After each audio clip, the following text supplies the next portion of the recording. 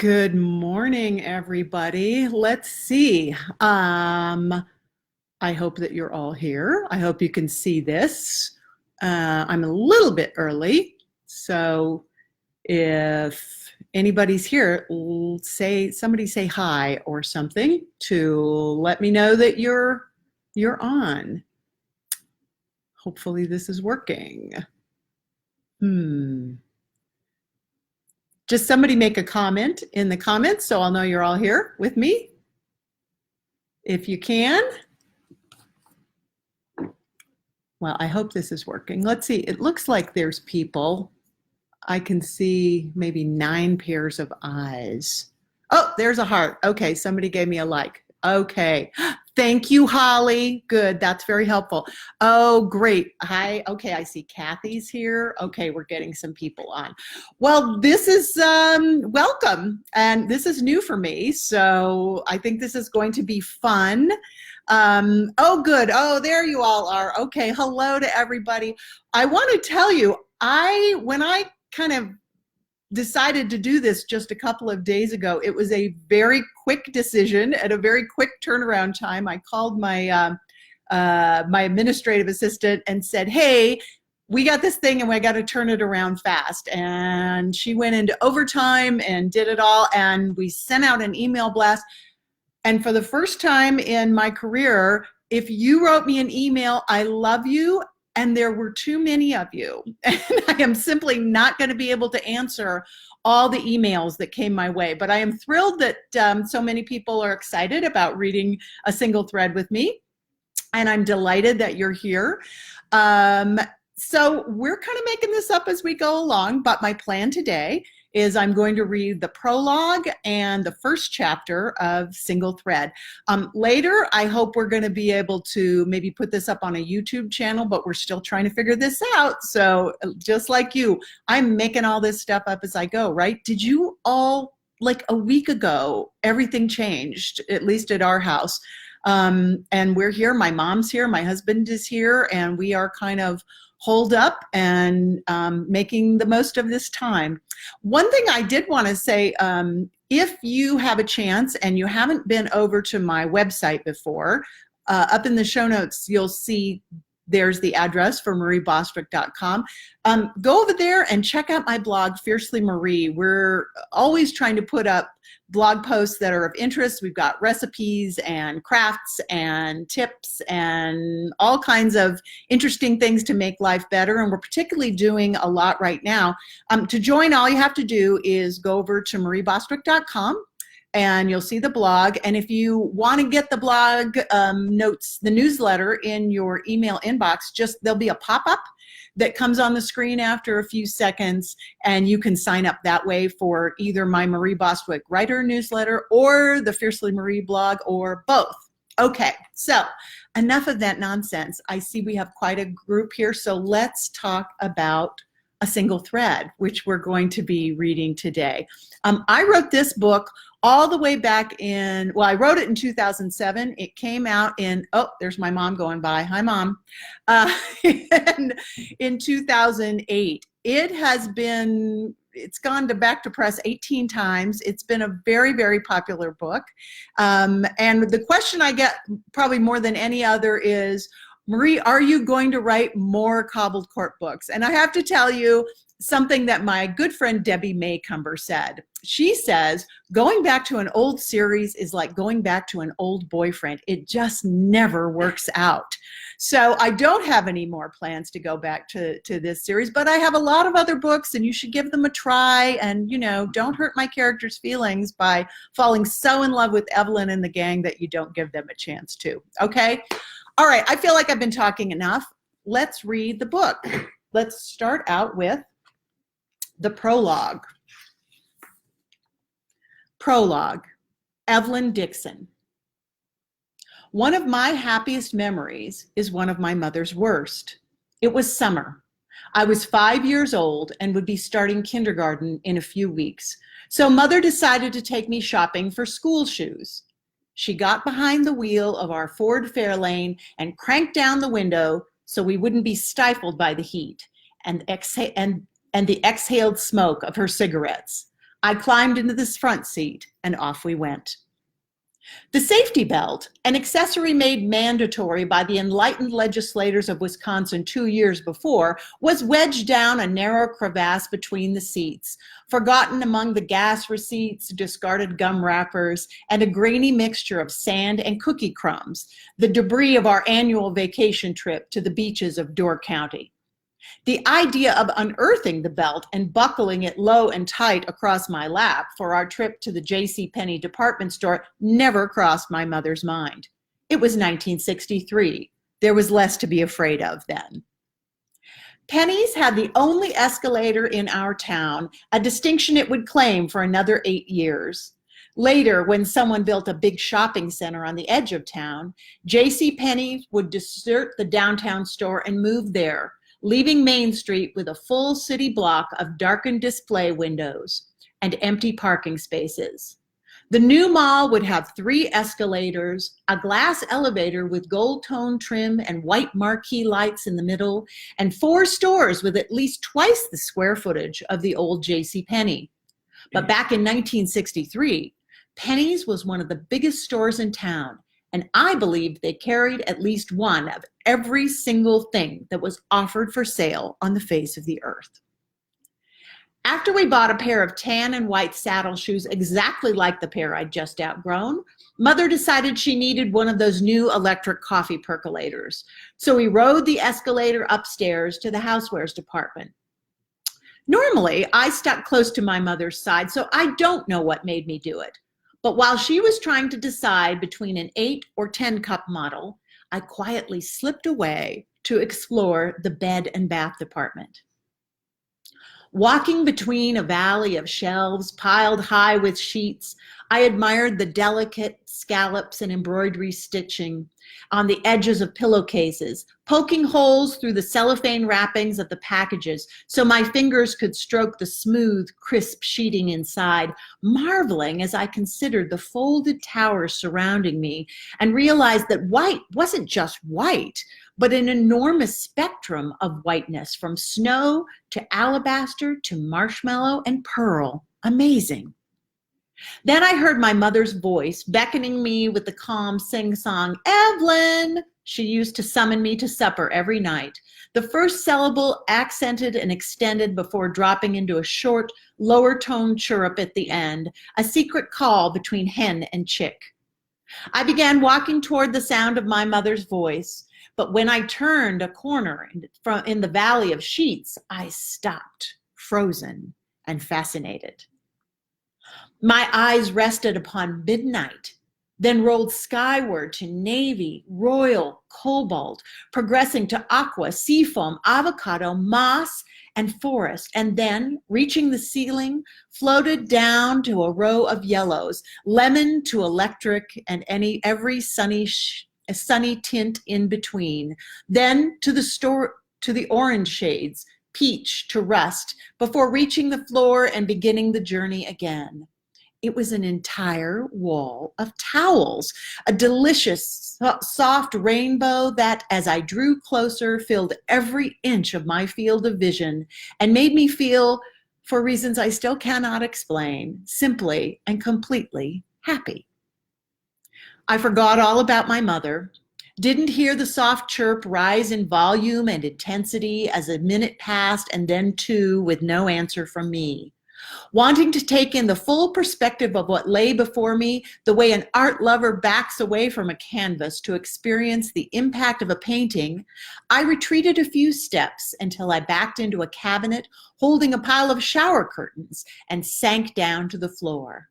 I wrapped my arms around my knees and pulled them up under my chin, making myself very quiet and very small, hearing nothing, seeing only the colors displayed before me, for me. Until the day she died, whenever my mother told this story, relating her growing panic, the numbers of clerks and customers that combed the aisles, dressing rooms, and interiors of clothing racks searching for me, and the relief that actually made her dizzy when a dishwasher salesman finally found me, she instinctively clutched at her heart as if reliving the palpitations. And then she would shake her head and say, "Evelyn, you were always such a good little girl. Whatever were you thinking of?" I never did find a way to explain it to her. For my mother, those 15 minutes when I was, quote, lost were pure hell. For me, pure bliss. Those rich, rolling gradations of color spoke to me, like finding the end of the rainbow and walking into it, reaching out with both hands and discovering that which had, from a distance, seemed no more substantial than a vapor, refracted light, and hope had heft and texture and substance if you drew close. I found comfort in the predictability and measured pace of the spectrum as it progressed from blue to green to yellow to red and back to blue again. Excitement and unbounded promise as I considered the infinite number of patterns and expressions that could be achieved simply by lifting one color or 2 or 20 from their natural context and placing them somewhere else in the column. For a 5-year-old in 1963, a time when Crayolas came 24 to a box, it was an astounding revelation. I never knew how to explain the importance of that moment to my mother, though later I would come to understand what it meant to her. For Mother, my disappearance was a reminder that in the time it takes to decide between 8 cups and 10, or turn your back or take a breath, the things you love most can be lost, perhaps forever. Between one breath and the next, your whole world can change. One morning you wake up on a sunny day in early spring, happy, your mind filled with nothing weightier than the thought of what you'll put into your garden this year or what fabric should go into your next quilt.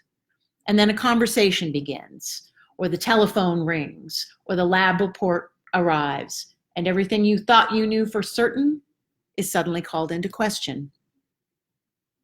It's a lesson I've learned from personal experience, and for a time, the weight of that lesson almost sunk me.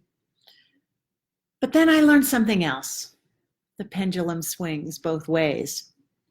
One moment you may be trapped in a maze of despair so thick there seems to be no hope of ever finding your way back to the place where you were happy, or at least happy enough. And then you stumble around a corner and find yourself in a different world, taking one step down a cobblestone path that looks like a blind alley, and then another, going forward not from any sense of expectation or faith, but only because there is nowhere else to go. You suddenly and surprisingly find yourself in a wide, sunny place where potted geraniums bloom in scarlet mounds and dormant dreams lie behind wooden doors with chipped paint and rusting hinges, waiting. From one breath to the next, everything changes. Life is as terrible and as wonderful as all that. I know from experience. I'm going to take a quick drink. I hope you're enjoying this. I'm enjoying reading to you. Shall we go on with chapter 1? You ready? All right. Chapter 1, Evelyn Dixon. Later, I would learn that that particular stretch of Interstate 84, crossing from New York into Connecticut, is usually choked with traffic. But at 1 in the morning, with only 50 miles to my destination, mine was the only car in sight, and I sailed down the empty lanes. It wasn't until he pulled up behind me that I saw the state trooper and looked down at my speedometer. 90. He had me. I called myself a name, shifted my foot from the accelerator to the brake, and started to pull over even before the pulsating strobe of colored lights filled my rearview mirror. The patrolman was a nice-looking young man. If he had smiled, he would have looked a lot like Garrett, but his expression was stony. Strange to be face-to-face with an authority figure young enough to be my son, but when he asked for my license and registration, I obediently handed them over. Miss Dixon, do you have any idea how fast you were going? About 90, I said honestly. There was no point in lying when I knew he already knew the truth. Besides, I'm a terrible liar. I started out in Nashville this morning and decided to drive straight through to New Bern, but I wasn't deliberately speeding. The road was clear and I guess I just got lost in my thoughts. I didn't realize how fast I was going until I saw you. He looked at my license. You're from Texas? And you're driving all the way to New Bern by yourself? I nodded. What brings you here? He asked. Well, it's kind of a long story. 3 days before, I'd had no more thought of driving to New England than becoming an astronaut and taking a trip to the International Space Station. When the doorbell rang at exactly 10:30 that morning, I knew who it was, Mr. Lindsay from Elite Moving and Storage.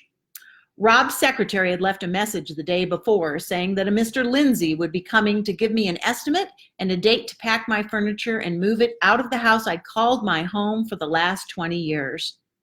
Mr. Lindsay was wearing a pair of polished brown Justin cowboy boots, just like Rob's. He smiled broadly as he sat down at my kitchen table, pulled a clipboard out from his briefcase, and started filling out paperwork. I disliked him instantly. And what address will we be delivering to? He asked without looking up. I don't know. He lifted his head, his eyebrows rising to arcs of annoyance.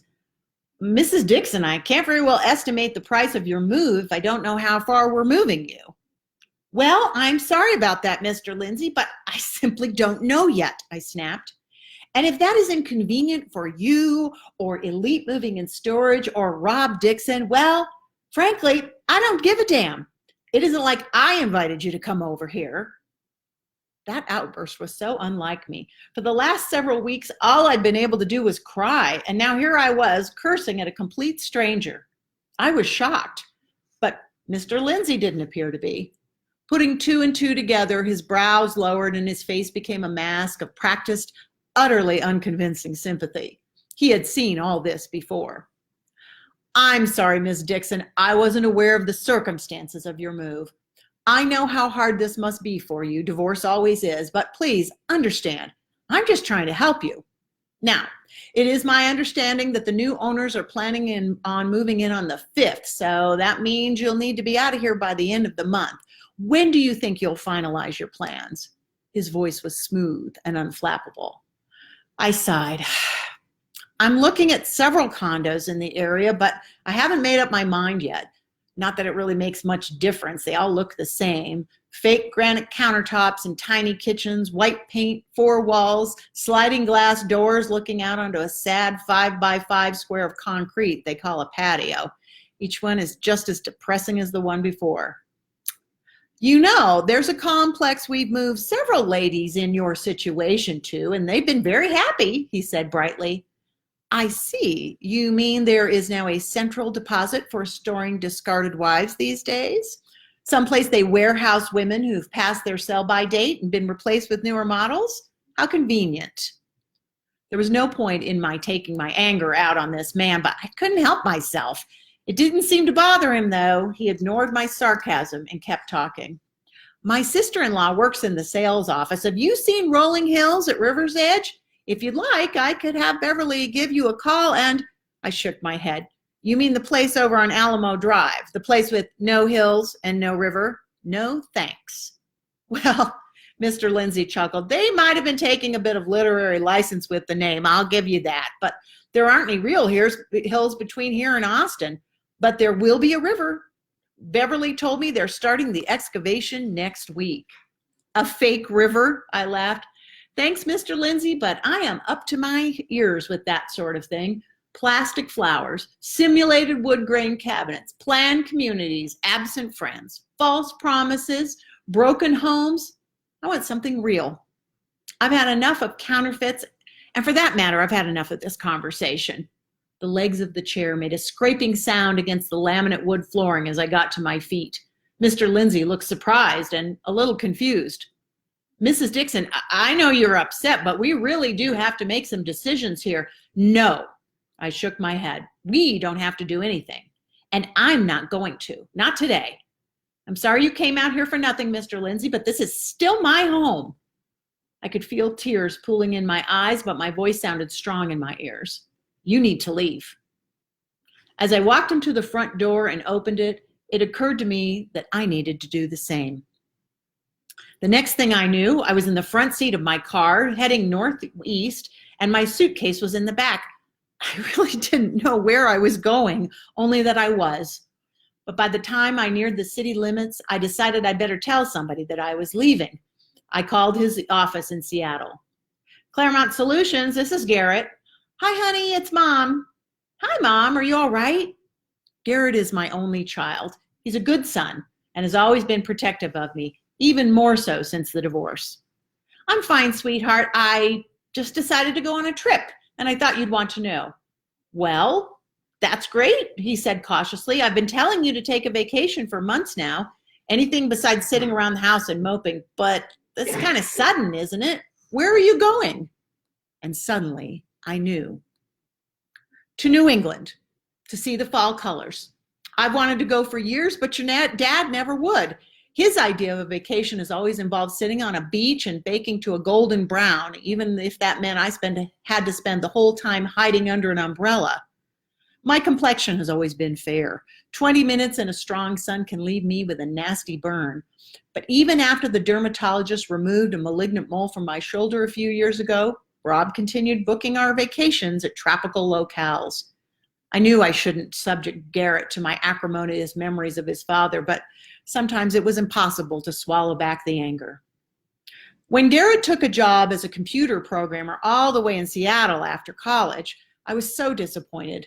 I'd been hoping he'd settle down closer to home, someplace where he could come home for holidays or drop by for weekends. Now, I was almost happy that he lived so far away, too far to get caught in the fallout as Rob and I flung accusations at each other across a battlefield barbed with betrayal and lawyers. No matter how bitter I was, I never wanted Garrett to feel like he had to take sides in all this. Well, that sounds great, Mom, Garrett replied, ignoring my commentary. Do you know when you'll be back? Where are you staying? Actually, I smiled to myself, I have no idea. I guess I'll stay wherever looks good and come back when I feel like it. I heard Garrett tapping his finger against the telephone receiver. Excuse me, operator, excuse me? There must be some problem with this connection. I just thought I heard my mother, Evelyn Dixon, president of the Boys Club annual benefit auction, as well as the Altar Guild, the Children's Library Advisory Committee, the Neighborhood Association, and who is the foremost list maker in all of Texas, say that she didn't have a plan. Someone must have crossed our wires. He laughed and I smiled. Even in my darkest moments, the sound of Garrett laughing has always cheered me. I know, it isn't like me, but as you've probably noticed, being myself hasn't been working out too well for me lately. I thought I'd try being someone else, someone spontaneous and unpredictable. I see, Garrett said with a television therapist twang. And how's that working for you so far? Well, I haven't even crossed into Rockwall County yet, so it's a little soon to tell. At the moment, I feel better than I have in quite a while, but it can't last. Right about now, your dad is being told by some moving company cowboy that I kicked him out and refused to set a date for the move, which means it won't be long before Rob will be calling my cell phone to ask if I've lost my mind. I chuckled. I don't know, maybe I have, but do you think I should tell him? Don't bother, Betty already knows. I always did, Garrett teased, and then his voice became more serious. Listen, Mom, I've got to get back to work, but I think it's great you're getting away for a few days. You've got plenty of time before you need to move, so don't worry about it. If it comes down to the wire, I'll jump on a plane and fly out there and help you pack. Thanks, honey, but you won't need to do that. I'll be back in plenty of time to move, but I appreciate the offer. I hit the end button on the phone. Glancing into the rearview mirror across the pancake flat landscape, I could see the downtown skyline marked by air-conditioned temples of commerce shrinking into the distance. I turned up the volume of the radio, drowning out the tinny, computer-generated version of Your Man that always played on my cell phone when Rob called, and kept driving northeast. The young policeman stared, waiting for me to answer the question. What brings me to Connecticut? Just a whim, I shrugged. I've always wanted to see the fall foliage. He nodded slowly, probably wondering if he should have me take a breathalyzer test, but apparently deciding against it. Maybe I reminded him of his mother. Well, I'm sorry your vacation is starting off on a sour note, he said as he wrote, but as fast as you were going, I really don't have a choice. He tore off the ticket off the pad and handed it to me. Welcome to New England, Mrs. Dixon. That is chapter 1 and 2, and I hope you've been having fun with that. We're going to continue tomorrow at 10 a.m. with probably, I'm thinking, chapter 2 and 3. So this has been fun. Oh, something else I did want to tell you. Like I said, hopefully we're going to have these available up on a YouTube channel later, but I don't know. You will be able, if you miss them, you can see them. We'll always have them up on the Facebook page. You can scroll down and find what you missed. I do want to tell you some exciting news also.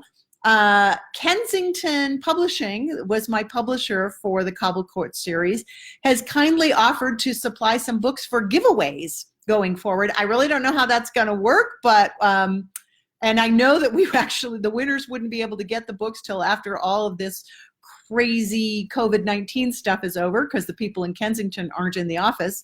But I thought that was a generous offer. So hopefully we'll have more of that later. Oh, and another thing, you know, during our days, maybe, I don't think I can do them all, but if you have questions you guys want to ask me, maybe one question a day I can answer from people if you're curious about things. So just post things. And thank you all for joining me today. I hope you have an amazing day and that you will think of the verse which has been going through my head a lot lately, that this is the day the Lord has made. We will rejoice and be glad in it. Thank you, my friends. I'll see you tomorrow.